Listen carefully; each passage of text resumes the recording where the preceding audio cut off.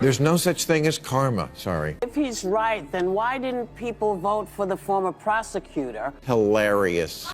It's not that I've gotten old, it's that your ideas are stupid. Bill Maher just delivered one of his most explosive critiques yet, leaving the View panel stunned and the internet buzzing. In a heated exchange, he took aim at divisive rhetoric and woke culture, calling out exaggerated comparisons and the growing disconnect between the left and everyday Americans. His sharp criticism of Joy Behar, Sunny Hostin, and progressive politics highlighted the cultural divide gripping the nation. The latest episode of The View erupted in controversy when Joy Behar compared wearing a MAGA hat to flaunting a swastika, instantly polarizing viewers and igniting social media backlash. Critics slammed her remark as both an insult to Trump supporters and a trivialization of Nazi atrocities. While Sunny Hostin, a vocal critic of Trump, pushed back slightly, she argued that not all Trump supporters should be labeled hateful or extremist, citing her own family as an example. Her attempt to bring nuance to the debate only fueled further discussion. That we should put the swastika on the cap, because I think you can hate Donald Trump. You can't hate everybody who likes him. It's half the country. They saw Hitler like that. Right, okay, but that doesn't mean, you can hate Trump. You can't hate everybody who likes him. It is half the country. Meanwhile, Whoopi Goldberg's efforts to moderate the escalating tension by stressing political accountability only muddied the waters.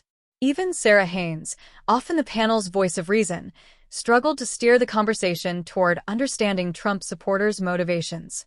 Her balanced approach was drowned out by the intense exchanges.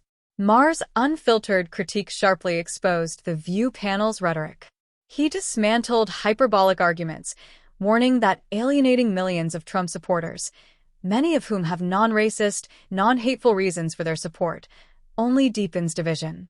He stressed that meaningful engagement, rather than inflammatory labels, is key to bridging America's widening cultural and political gap. Taking particular aim at the left's tendency to vilify Trump supporters, Maher argued that sweeping generalizations trivialize real historical horrors, such as the Nazi regime, while fueling further polarization. His remarks were not just a rebuttal to The View, but a broader critique of the left's increasingly disconnected approach to political discourse. Is this. It's run by mean girls. Endless, unforgiving, zero-tolerance mindset bent on punishing and disappearing anyone caught saying the wrong thing. The right response to speech you don't like is more speech. You love to speak truth to power, and we always should, but you have completely lost the ability to speak truth to bullshit. Just, no, it's not that I've gotten old, it's that your ideas are stupid. Maher has long been critical of what he sees as the left's obsession with woke ideologies. He warns that extreme positions, such as calls to defund the police and rigid identity politics, not only alienate average voters, but also strengthen Trump's appeal. By focusing on ideological purity instead of practical policies that address everyday concerns, he believes the left risks making a critical miscalculation ahead of future elections. He described modern America as being trapped in a mean girls culture, where an unforgiving, zero-tolerance mindset ostracizes anyone who challenges prevailing narratives. He called out the hypocrisy within progressive circles, where Biden's flaws are excused while Trump supporters are broadly condemned. This double standard, Maher argues, weakens the left's credibility and fuels further division. The only word to describe it: when a big game hunter gets trampled by an elephant and then eaten by lions. Hilarious. The one thing I know for sure about America is this. It's run by mean girls. Mean girls in the press and in politics and in life. And when they smell blood in the water, Democrats run for office as if the voters don't live here. The right response to speech you don't like is more speech. Woke is what was sort of ruining everything, and I know that you're... No, I didn't say ruining everything. I said that's why Trump could get reelected. That's why Trump could get reelected. Yeah. So, but words do migrate. Now, I'll use any term you want. Don't tell me that the left hasn't changed. Mm-hmm. I mean, I'm old enough to remember when it was the conservatives who hated the Jews. Yeah. Okay. That was a joke. But, watching people protest for a terrorist organization like Hamas, that straightened me up pretty quick. Now, this is a war. Do you think Hamas needs to be destroyed? This is the question. Yes. You do? Yes. So if they need to be destroyed, how do we do that?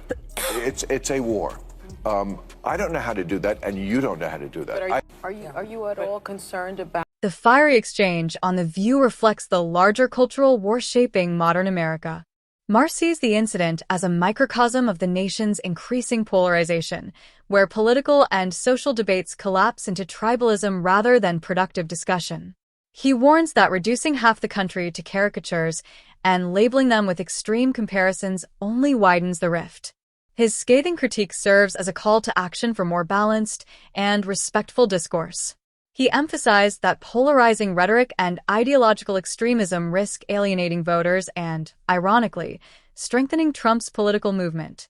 According to Maher, the way forward requires abandoning the zero-sum mindset dominating politics and embracing genuine dialogue with opposing viewpoints. If the left doesn't recalibrate its approach, he warns, it may inadvertently empower the very forces it seeks to oppose.